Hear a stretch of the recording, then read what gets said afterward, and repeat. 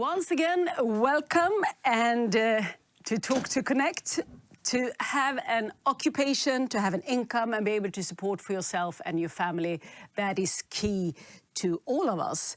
And for returning migrants, it's very often the immediate problem they face straight upon returning. In today's webcast, we will see how reintegration support programs can help returnees to enter the job market and achieve economic self-sufficiency. My name is Lisa Taliot, and joining me today, a panel of knowledgeable people within the field of reintegration. I have Ravenna Sohst with me, researcher at MPI, Migration Policy Institute. You will share some of the empirical research on what factors might positively affect economic reintegration. Joining us from Pakistan, we have Shahzad Murtaza. He's a founder of the reintegration service provider Yen, and he will tell us how they tweaked their business training in order to better meet the needs of the returnees. My third guest is joining us from Bangladesh. That's the reintegration service provider BNSK and Executive Director Samaya Islam. She will give her insights on how different experiences in Europe might affect the chances of finding a job once back in Bangladesh. I will talk to all of you later. And then my colleague Pernilla, she is joining us here to tell us on her important job today. You will be monitoring the chat, right, Pernilla? Yes, you can just keep sending me questions under this webcast, and we might be able to answer some. Otherwise, we save them for the Q&A in the end. Yeah, we will open up the floor for a Q&A in approximately 30 minutes. So do ask your questions to our guests. Thank you, Pernilla. We'll hear more from you later. And then moving on through the agenda, after the Q&A, we will start the second part, the interactive part of today's session.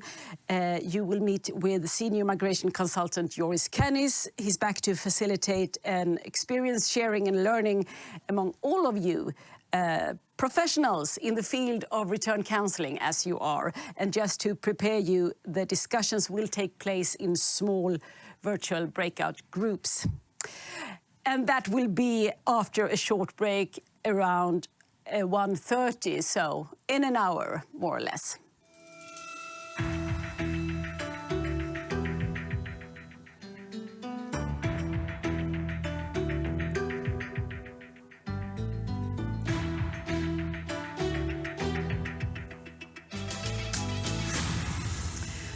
So the three dimensions of reintegration, economy, social and psychosocial aspects, they all need to be considered and they are closely intertwined.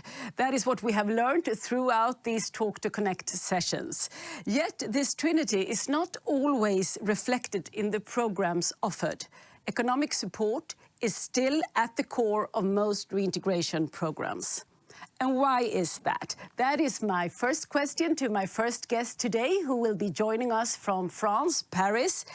And that is Ravenna Sohst, who is a researcher at MPI Europe, Migration Policy Institute. That stands for you have a long experience from the broad field of migration, reintegration specifically. Welcome to Talk2Connect, Ravenna. Thank you very much, Lisa. Yeah, and tell me, why is it that economic support is still at the center of most reintegration programs? Yes, I very much agree that reintegration is still very much at the center of most reintegration programs. And the main reason, in my opinion, is simply the interest of returnees themselves. So we've seen in studies again and again that when returnees are given the possibility to choose between different support options, they often use economic reintegration assistance. Often that includes help setting up businesses and training, for example. And this is because there's a strong desire among returnees to make quickly a living after they return, which can be further compounded, for example, when they have to care for children or for other family members, or when they come back with debt, for example, that they need to repay. So that, in my opinion, is really the main driver why economic assistance is so central to many reintegration programs. But in addition to that, it also aligns with sort of the political and programmatic priorities in donor countries. Since the first AVRR programs were established in Europe a few decades ago, economic reintegration has been a mainstay of these programs, and they do receive a substantial share of the budgets too. And this is also because they address one of the main drivers of migration, right, which is a lack of economic activity. Some studies support the fact that these are linked. So, for example, in one evaluation that I've seen of a program in Kosovo, it was found that 22% of returnees that were employed had concrete plans to remigrate. And that number jumped to 61% of returnees when they did not have employment. So we really can see that there are also linkages.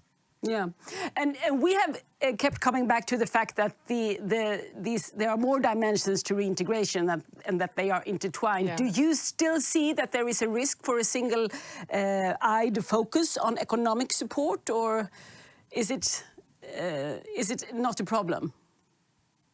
Yeah, no, absolutely. I think there is definitely a risk for having a single-eyed focused on economic support.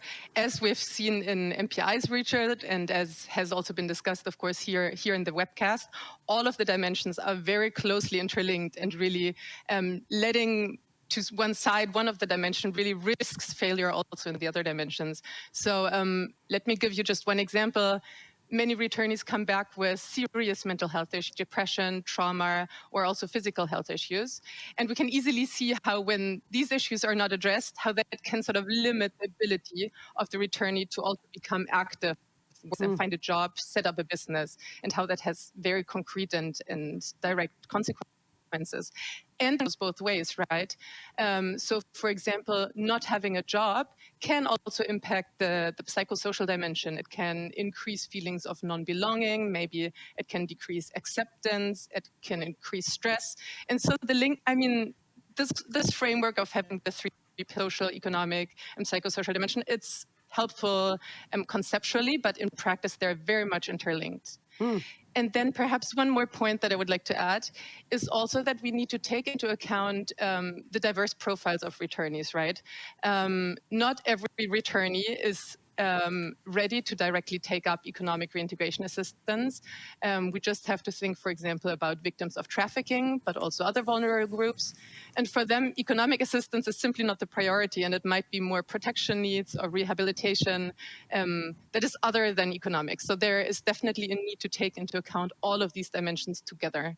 But yet, let's stick a bit to the economic part, the economic reintegration assistance. What do we know about the outcome of these support programs? Yeah, that's a very good question. I would love to answer the question in more detail, but unfortunately, that's a point that MPI has repeatedly underlined in recent years. There is a lack of systematic monitoring and evaluation. So it's very hard actually for us to know what are the long-term outcomes. So beyond the 6 or 12 months that assistance is typically provided. And this hampers our ability to learn what works and what wasn't. And then, of course, invest time and effort into the resources and approaches that work. That being said, of course, we have some insights, and there have been evaluations in some studies. For example, one large cross-country comparative study found that economic reintegration assistance actually has the strongest positive correlation with individual reintegration outcomes. So especially training and business support scored really high on individual scores.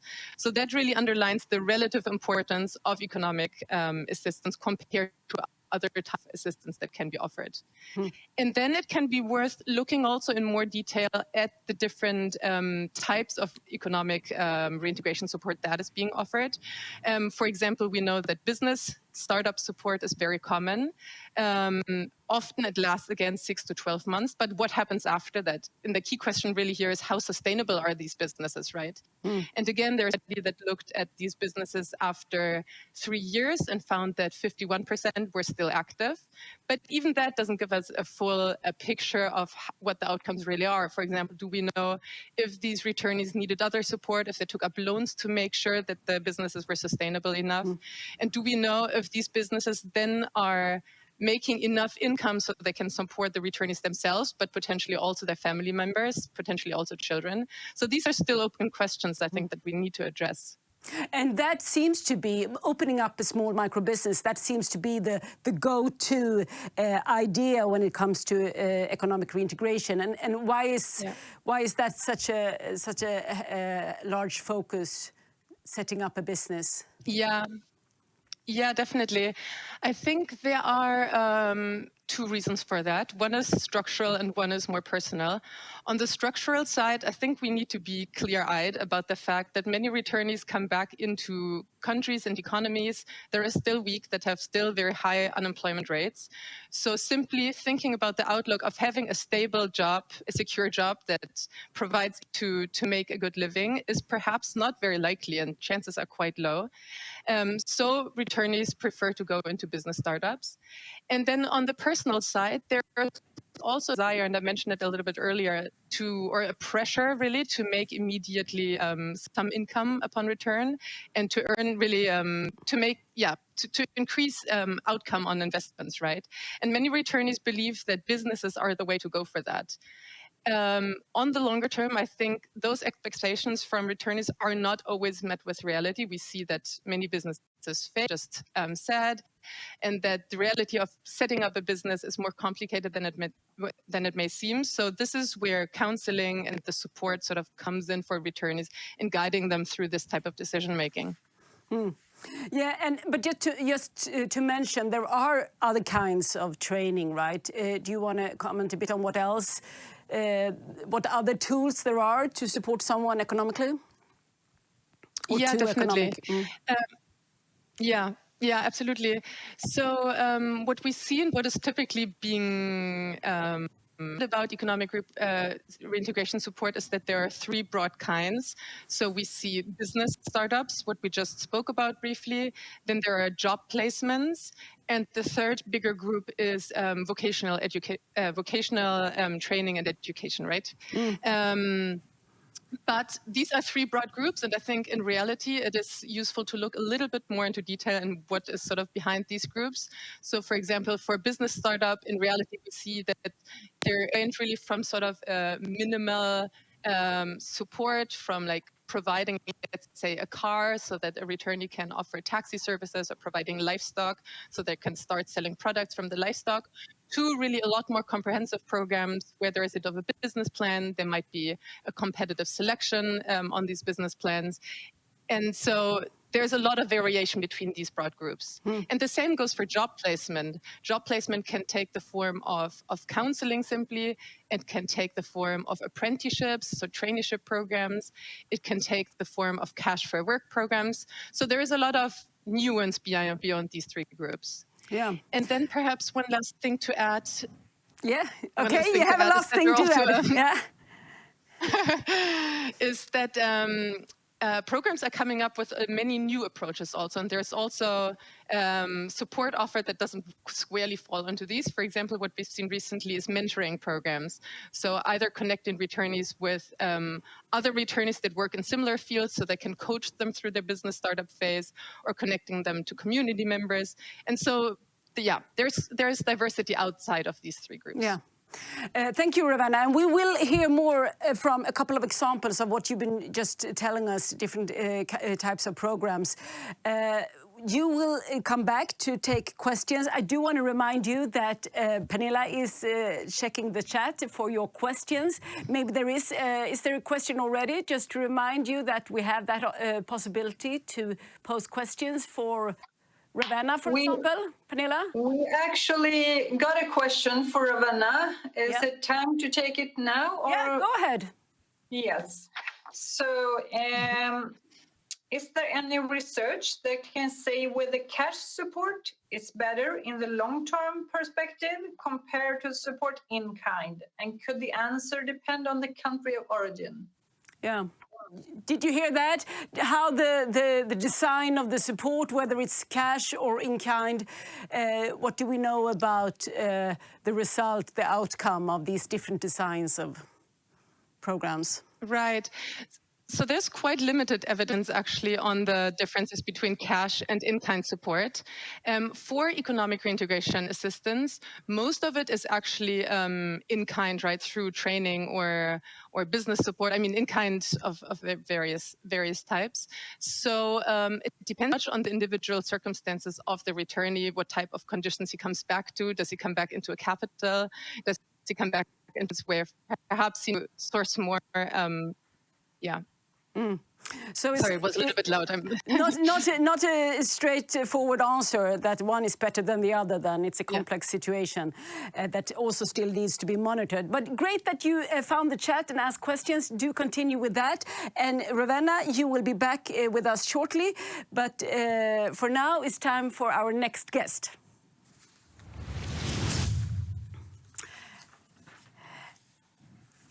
All right, now we're going to move to Pakistan. In the last webcast, we learned that reintegration in Pakistan is far from easy. It's one of the most populated countries in the world, and discrimination, especially of women, is a huge issue in the labor market. Sustainable Reintegration in Pakistan, that is the name of an 8-month program now running. It's shortened SRP, and it's open for returnees from all EU member states. And this is a project supported by ICMPD and AMIF, but I am now joined by the project manager. Welcome, Tamara Spiric. You are a project manager working from SMA, Swedish Migration Agency. Yes, thank you. Glad to be here. And then also joining us from Islamabad, we have Shahzad Murtaza. Yes, there you are. You are the founder and CEO of YEN, Youth Employability Network. Welcome to Talk2Connect. Thank you very much. So you are running this program in Pakistan, and Shahzad, I know you have a long experience from training. You founded this organization 6 years ago and conducted several trainings since. So I thought it was interesting when I learned that for this program specifically, you tweaked your business training to better meet the needs of the returnees, and you added the psychosocial dimension. So please tell us about this training. What do you offer today? What are the different parts it consists of? Yeah, thank you very much. The project we are running a Sustainable Reintegration Pakistan. This is not only providing the business development training to the but it's also giving them a psychosocial support along with linkages to the market and the financial institutions. In this program, we are not only engaging returnees in business trainings only, we are also supporting to be a leader in the business industry, and through psychosocial we give them support to learn how the things are getting in their lives and how they can cover the issues and become a good entrepreneur, and how this program will be working well for them, and in their home countries, how they would be running it very well. So for this training and after this continuous psychosocial support of almost our returnees become more capable of running a very good business. And when they face any kind of issue while running their business, they can get back to our mentors and the psychosocial support experts to run this program in a very good way. Okay, we actually have some pictures showing the training. So this is, we can take a look at that. This is a 4-day training program. I mean, there is a lot to fit in. I can hear that from what you're telling me. So you have a 4-day training program. We see the students, the returnees here in the classroom, and then they also meet with a counselor and a mentor. But still, this is a intense course. This is enough to really be able to, in the second step, apply for financial support and actually set up a business. I mean, you're moving fast here. Tell us what... No, the program does not stop here. I like to tell you because the program does not stop here. We provide them for this business development training. We offer them the psychosocial support not only for the 2 days. There is a continuous support. It's journal counseling, it's individual counseling, it's group counseling, and if any returnee want, he or she can take the counseling through online with our experts. So the process of counseling and mentoring is continuous end of our project timeline. So this is not only 4 days business training or 2 days counseling session. It's a continuous process in which a returnee, when enters the program, he or she is able to get all kind of information, linkages, access to the financial institutions, meeting with the mentors, meeting with the experts. So this all is happening till the end of the project. And tell us, what kind of results have you seen so far? I mean, is it possible to actually get a business running? On a couple of months, maybe. That is. I mean, it's also a time pressure here for the returnee, right? You may relate it with the current situation in the country, and you may see how this is beneficial for our returnees. They can access to the finance. When they go back, they have a concrete business development plan, and with having that business plan and the business visibility, they are able to get finances from the financial institutions. And so far in this program, we have received 14 business development plans from our returnees, and now they are trying to establish their own business. 3 have started them. Of them are planning to start it on a very good time. So the success rate, it will be good when they would be having finances from the financial institutions or from their other financial sources. So is that you? So I assume that you can help the individual to put together a business plan that will fulfill all the criteria from the financial institute, and you can refer them to that. That is prepped already, that they might expect these kind of requests from returning migrants, right? That is the referral system that you have arranged. Tamara Spiric, you are the project manager for this, and I just said before that this is for the EU member state. Who is qualified for this program in Pakistan? Yeah, all returnees to Pakistan are qualified. No matter if there is a voluntary or a forced return. The only rules that we apply are AMIF rules, and I believe that the audience is familiar with those. So. So if I have a returnee that I'd like to help to join this program, how do we apply? How do I apply? Yeah, you will apply in the same way as you apply for GRS programs through the RIAT. I believe that we also have a picture of it. That we have a picture showing the process. The process, and it's a very quick process from when you submit the case until they are able to join the program. So we wanted to make it a very quick process, and this is a complementary program to the GRS already existing programs. So a returnee can gain some benefits from the one program, and then go through our business training and get psychosocial support, as Mr. Murtaza were talking about. Okay, so they complement each other. They complement you are still eligible for the JRS. Yeah. And then you can also add on this. Yeah, and as you already heard, it's a bit larger package that you get from this program. So we are trying to see if that affects in any positive way, if you get even more support through the process of starting your business, both in the field of business development, but as well the supporting psychosocial support that we have heard earlier here. It's very important for the returnees. Yeah, and this is running now, this project, so there's no time to wait, really. You better apply if you have someone returning to Pakistan that might be interested. Yes. Let's do that now, then. Yes, please do that as soon as possible, because it's just a few months left in this program, but it's quite a lot of places to fill yet. So for all the counselors out there, if you have a returnee to Pakistan, please do apply. Yeah.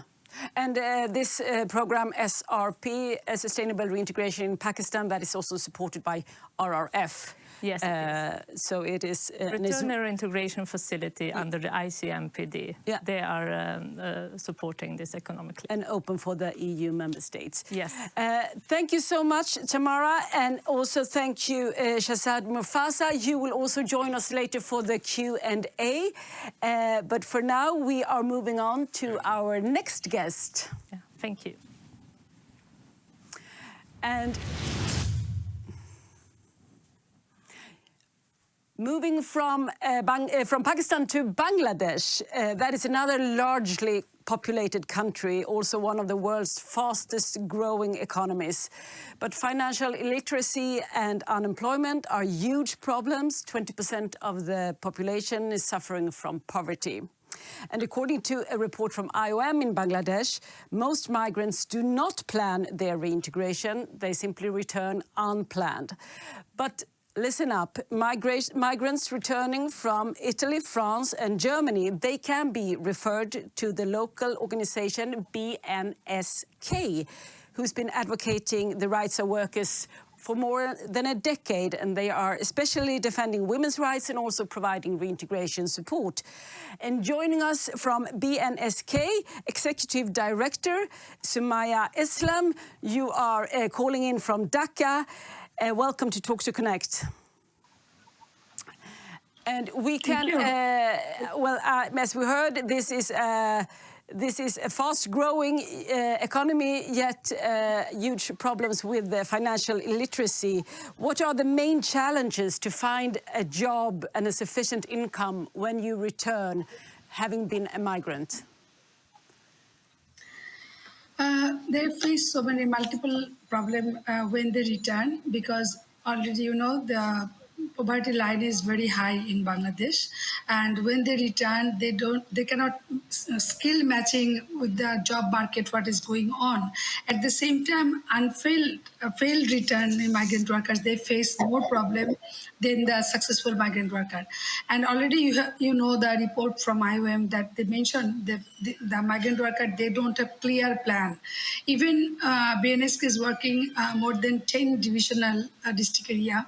What is our experience is when migrant workers going, they don't have plan how to save, how to come back. That is reintegration plan. So they are facing problem economically, psychologically. When they lost their money, then they face problem, and the space for migrant worker also very limited. So the workers, when they come back from Europe country, even from the Gulf country, they don't have plan and they don't have space, and they cannot get the proper training, psychological support, business plan, referral support, so many things needed. And you start the counseling, trying to help them find these plans. And you also offer what you call a business lab. What is that? Business lab is, we have a food cafe. At the same time, there is garments also, small mini garments, who come back with the experience from garments. They can start their mini garments, and we are the member of Joita Foundation, so they can prepare their product and we can transfer it to Joita. And we have already mentioned the food cafe. So how they will make their health and hygiene food product and marketing. This manual and module also we have. We developed module from ICMPD RRF.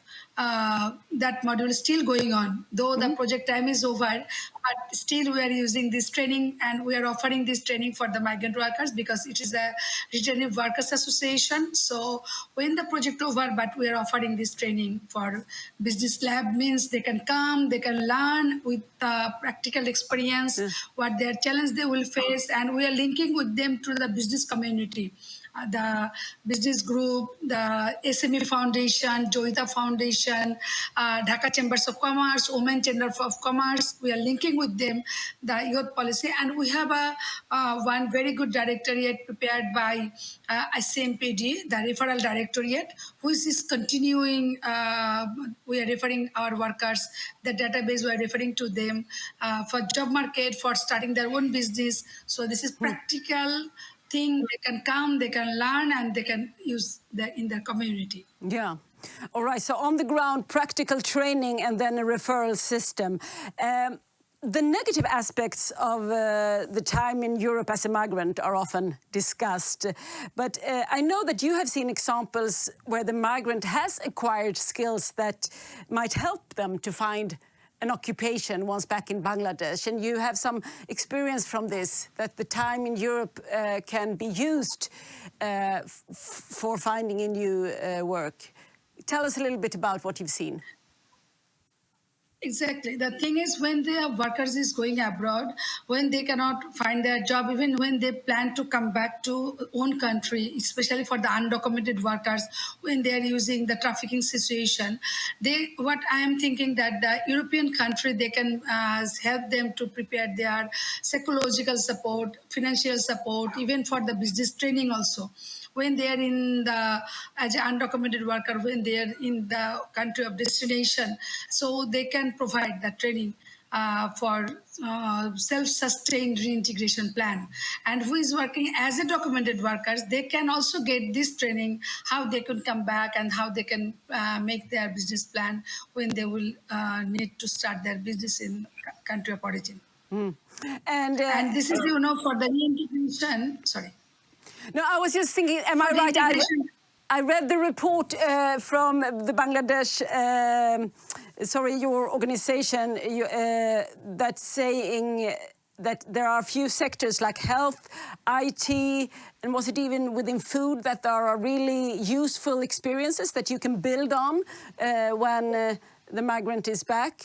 And then there are other sectors that are hard to transfer the skills, like what was it? What are the harder sectors to transfer? Because, in Bangladesh, as a Muslim country, the space for the woman is very difficult. And even for the market access is very difficult, rural migrant workers. And even for the urban, all the things consumed by man.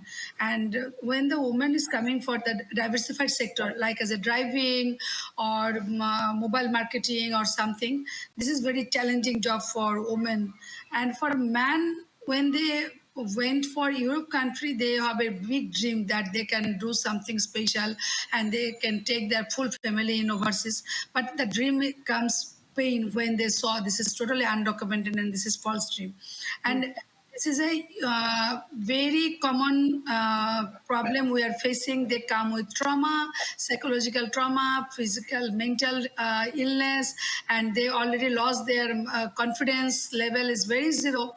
And the economic condition in the society is very poor because already they borrow money and there is a high rate of interest. So many difficulties they are facing. But what we have for long way to run, that at least, food is important and food, everybody needs food.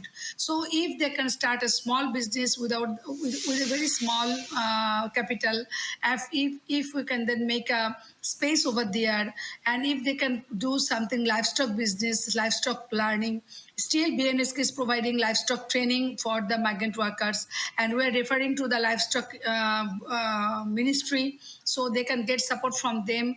So this is the thing, small thing how they can do by themselves, and we can support for technical knowledge, and we're referring to bank also, how they can get small money. Small money means with a small interest. How they can start their business. Yeah, we have a few. Actually, we have a short clip. I'd like just to get an idea of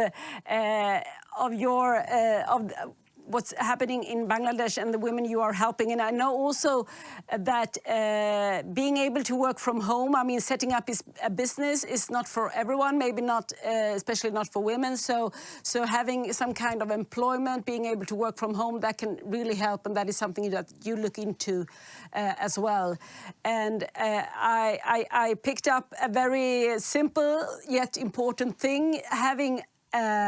Having a smartphone might make the whole difference for someone who's just trying to tap into the economy. I mean, to be able to market, to be able to find information, to keep in touch with your bank and so forth. So just support the returnees with such a simple thing as a smartphone that might make the whole difference for them. In order to enter the job market. Sumaya Islam, thank you so much. Stay with us. We will be joined by our other guests.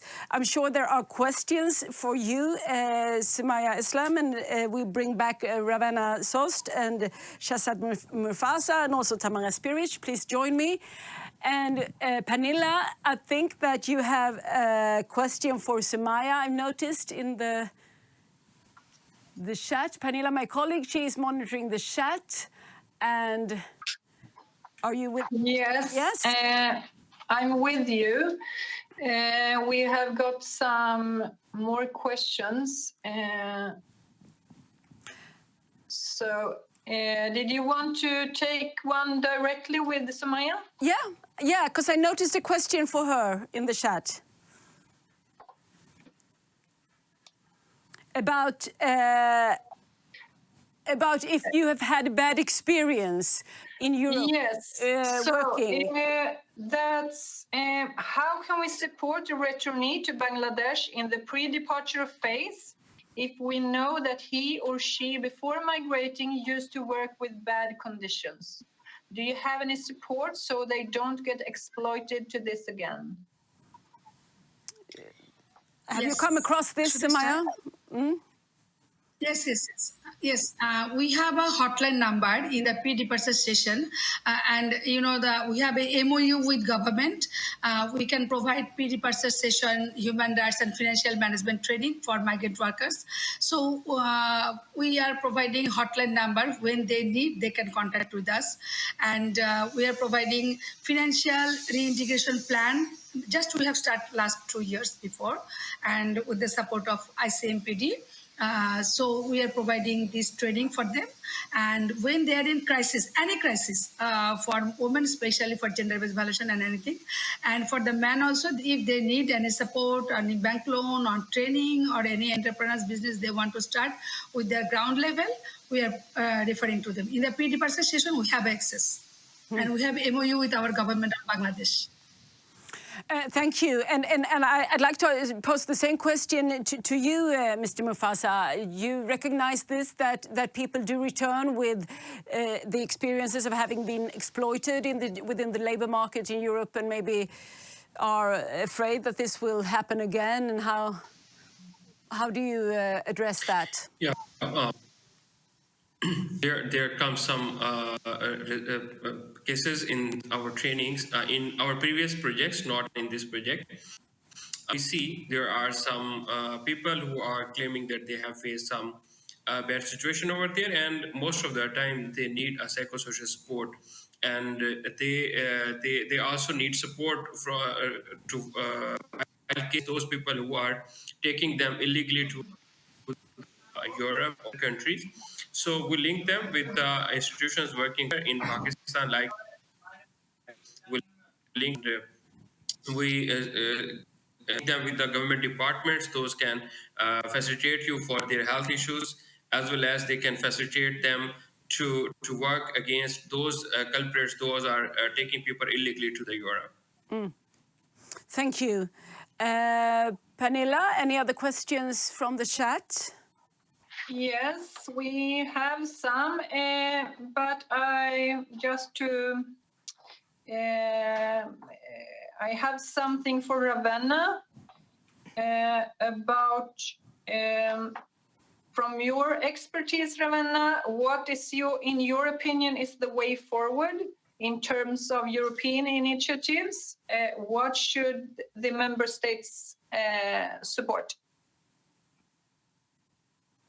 or focus on? Yeah, that's a great question. That's a Please. great question. That's a big one. And We one want to which- hear we want your advice. Yes, very much.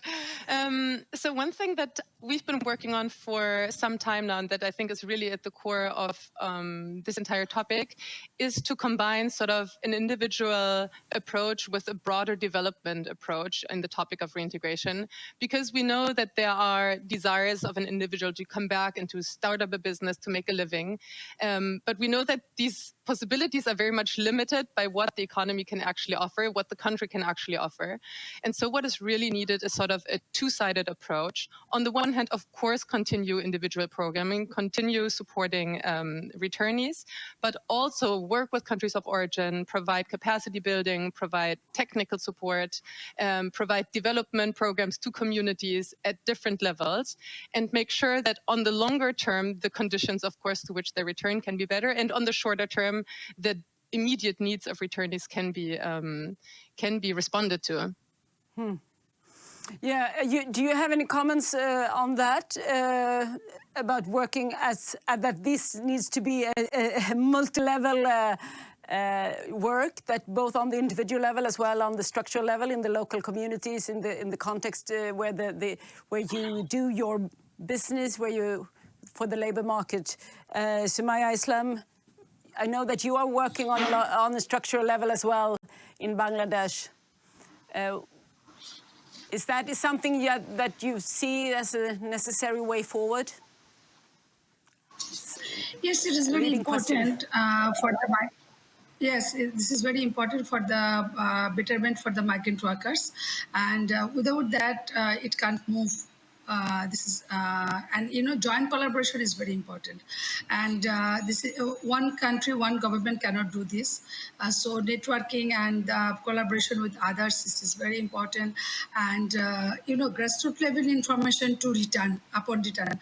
All stages we should give the proper information, proper support, and for long-term strategy we should take. And in Pakistan, that is also a really difficult labor market to enter, and to actually have a sustainable income. On a structural level, do you see that what would make the biggest difference for the migrants you are training? What would ease in their business setup? Yeah, you see, there is something, and there are some sort of issues facing in every developing country, and in Pakistan, the labor market is also tough. But on the other hand, you see there are a lot of opportunities, and those opportunities can be grabbed only those people who are well trained, and they are able to pursue those services and those opportunities that are being offered by the government agencies or other organizations working for the issues of migrants.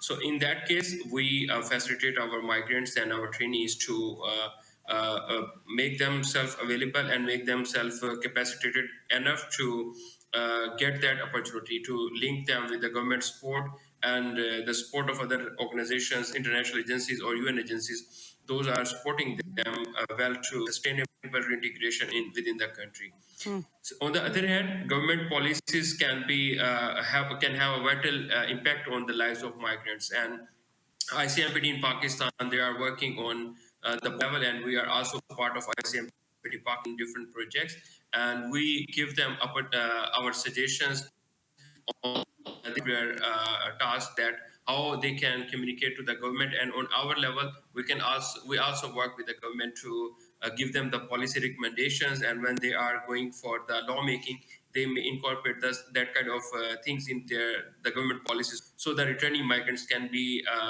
facilitated well. Pernilla, any last questions from the chat?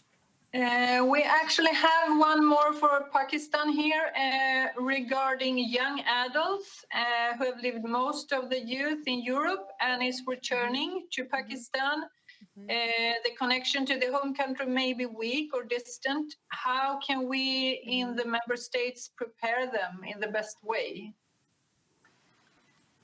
Yeah, you see, Pakistan is one of the nation where the young aspirant migrants are more than other country in the region, and most of the returnees they need to be counseled well. What the issue we see for the counselors in the Europe, that is some lack of understanding about the cultural things and the things that can trigger return into their country and what kind of sport they need to have in their country. If we see through our previous researches, the requirement of the sport in different regions of Pakistan is different. It's not easy to offer same kind of sport to all of the returnees. And young migrants, they want to have such kind of things that are for their interest.